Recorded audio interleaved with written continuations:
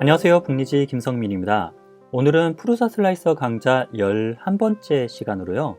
서포터에 관한 모든 것에 대해서 이야기해 보도록 하겠습니다. 크게 3부로 진행을 하려고 하는데요. 첫째로는 프루사 슬라이서에 있는 출력 설정, 항목들 하나하나가 어떻게 기능하는지, 어떨 때 사용해 주면 좋을지에 대해서 알아보고요.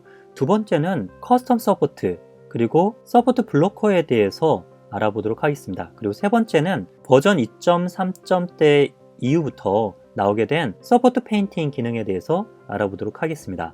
먼저 첫 번째, 출력 설정에 대한 부분입니다.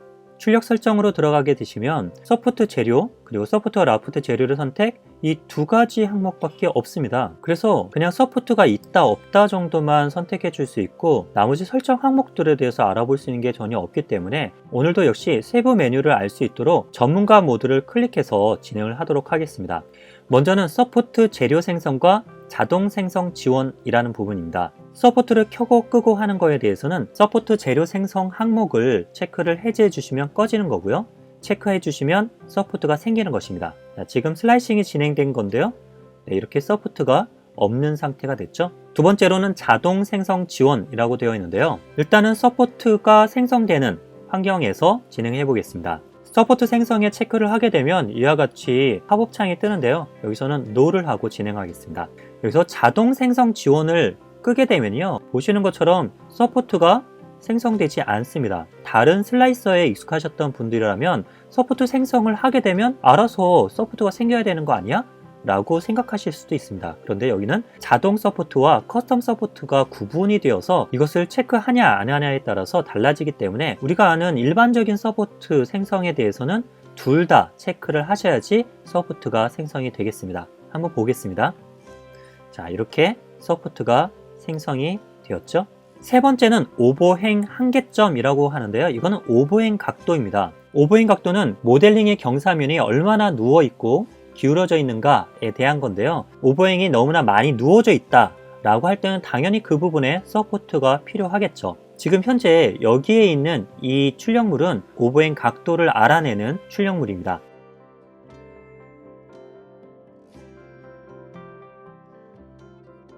근데 이거를 하기에 앞서서 한 가지를 추가로 하고 진행해 보도록 하겠습니다. 그것은 다름이 아니라 아래쪽 메뉴에 있는 출력물만 서포트 지지라고 하는 항목입니다. 이것이 지금 체크가 되어 있는 상태인데요. 이것을 체크하게 되면 이 바닥면에서 위로 쭉 올라갔을 때 거기에 출력물이 있다. 그곳에만 서포트를 세우는 방식입니다. 오버행 각도로 보면 이쪽에도 서포트가 생길 것 같은데 그거는 이 밑에 부분이 막고 있죠. 그래서 이쪽은 서포트가 생기지 않고 이쪽만 생겼던 것입니다. 그런데 출력 설정에서 출력물만 서포트 지지 이 부분의 체크를 해제하시게 되면요, 이제 전체 부분이 다 서포팅이 됩니다. 네, 이쪽까지도 서포팅이 된 걸 알 수가 있습니다.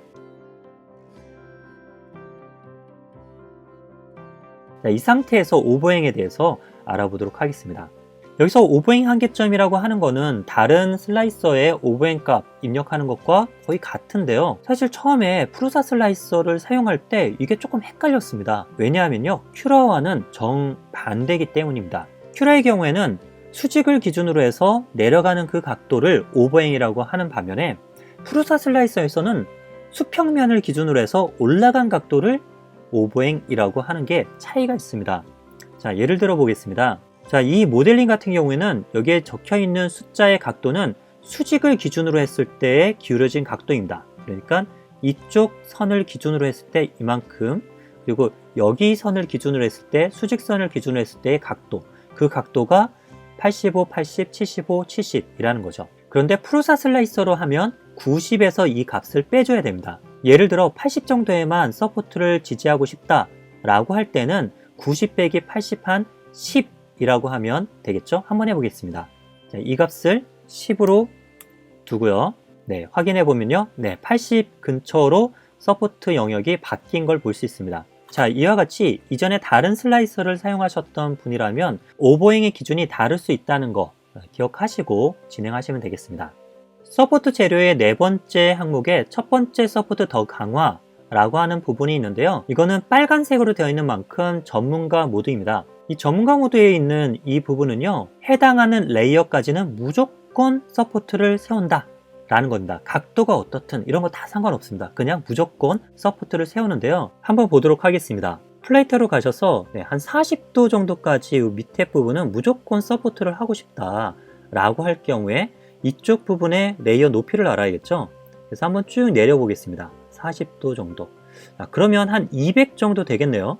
근데 문제가 있는 게 여기서 말하는 이 200 레이어라고 표시가 되어 있는 거는 서포트와 출력물의 레이어를 합한 겁니다. 이게 큐라를 사용하셨던 분이라면 좀 이해가 안 되실 텐데요. 큐라는 동일한 레이어를 사용하는데 반해서 프루사 슬라이서는 서포트의 레이어와 출력물의 레이어가 항상 동일하지는 않아서 각각을 별개로 할 수 있다는 거죠. 그래서 이럴 때는 22.60인데 0.2 레이어로 올렸기 때문에 이것을 올리기 위해서는 한 100번째 레이어 정도 하면 될 것 같다 생각이 듭니다. 그래서 100 정도 값을 넣으면 되겠습니다. 실제로도 서포트와 이거를 두 개를 나눴기 때문에 한 100일 정도 이 값이 여기에 해당하는 위치의 레이어 수라고 여겨집니다. 자, 그러면 출력 설정으로 돌아가셔서요. 첫 번째 서포트 더 강화에 100 이렇게 넣고 플레이터로 가보겠습니다. 자, 그러면 40번째까지 서포팅이 된 거를 볼 수 있습니다. 자, 이렇게 강제로 해당하는 레이어까지 무조건 서포트를 넣는 기능인데요. 이거는 어떨 때 필요할까요? 저는 이 기능은 끝에가 뾰족한 그런 출력물이 있다. 그럴 때 밑에 부분이 흔들리지 말라고 어느 정도 서포팅을 해주는데요. 그럴 때 사용하면 좋을 것 같습니다. 예를 들어 보겠습니다.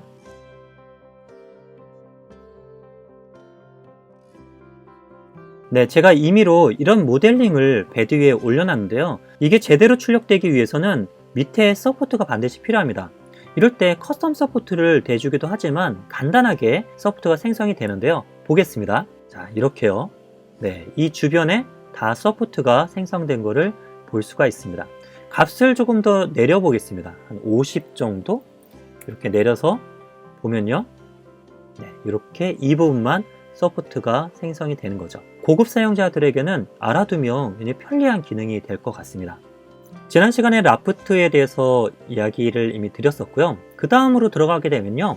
Z거리 무늬, 컨택 Z 디스턴스라는 거죠. 이거를 할 때 지난 시간 라프트 기준으로 해서는 이게 너무나 많이 떨어진다. 그래서 이 값을 0.01 정도로 임시로 하라 라는 말씀을 드렸었는데요. 이게 GitHub에 있는 사이트에서 보면 여러 유저들이 이미 제기해 놓은 문제이기도 하더라고요. 그런데 사람들마다 아직 생각이 좀 다르고 이게 버그가 아니다 이렇게 얘기를 하는 분도 있고 그런데 제가 보기에는 그냥 버그 같아요.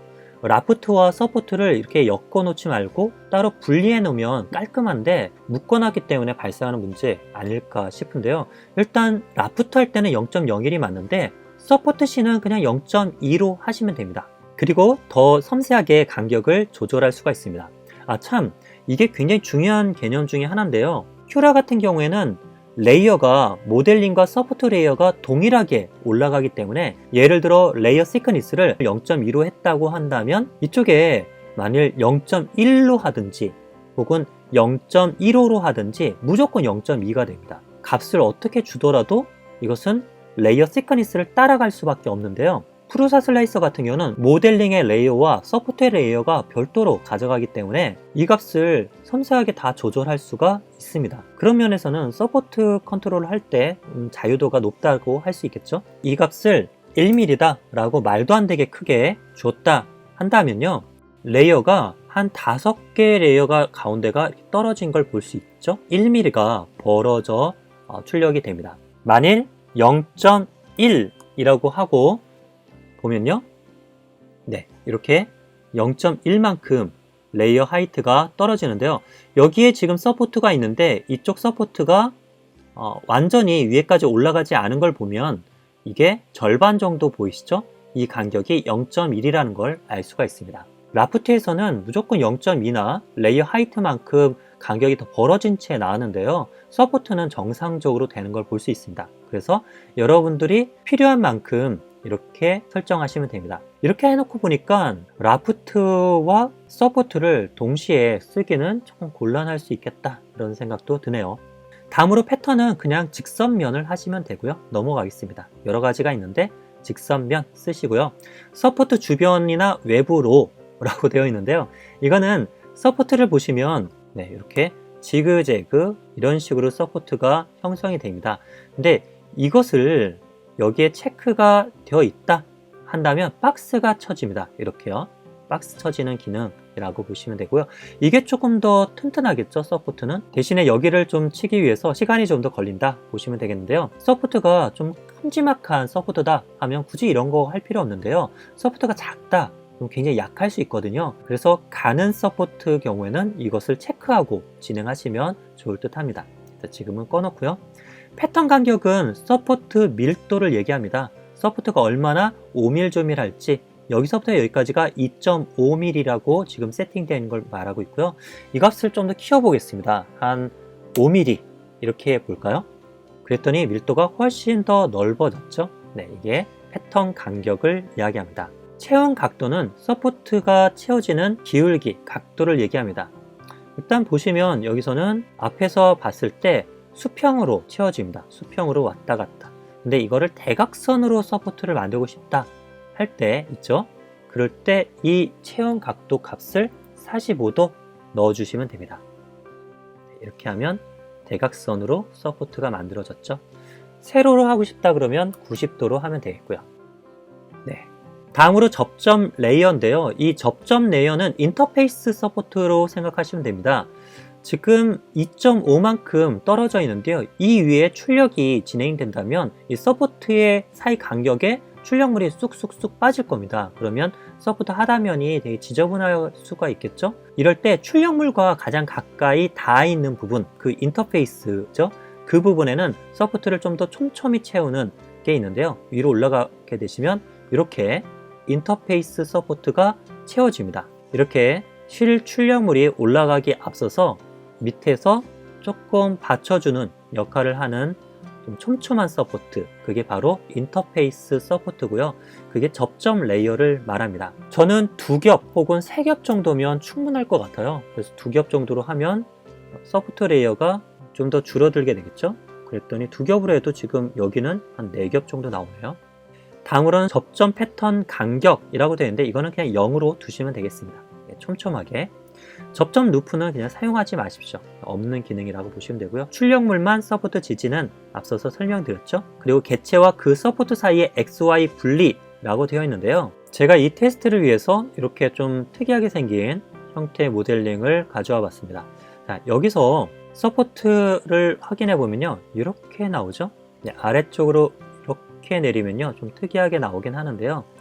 여기서 벽면과 붙어있는 이 간격, 이만큼 떨어졌죠. 이만큼 떨어져 있는 부분. 이 간격이 바로 개체와 서포트 사이의 XY 분리 간격입니다. 지금 50%로 되어 있는데요. 이쪽하고 이쪽 간격이라고 보시면 됩니다. 실제로 서포트를 제거할 때 이게 붙어버려 갖고 이 부분의 서포트가 제거가 힘들거나 아니면 서포트 제거했을 때 지저분하게 남는 경우도 있어서요. 지난번 고급 슬라이싱을 위한 기초지식 3편 세 번째 영상에서 공차 테스트를 보시면 이게 0.15까지는 괜찮더라 라고 확인하셨을 겁니다. 그래서 0.15 이렇게 넣어줘도 되고요. 이 값을 0.4의 2배 정도, 그래서 50% 이렇게 넣어준 디폴트 값 사용하셔도 좋겠습니다. 이게 예를 들어 1mm다 라고 하면 좀 더 넓게 떨어지겠죠. 이만큼요. 참고로 여기 보면 mm/s라고 되어 있는 이게 무슨 속도 단위가 적혀 있는데요. 이거는 오타입니다.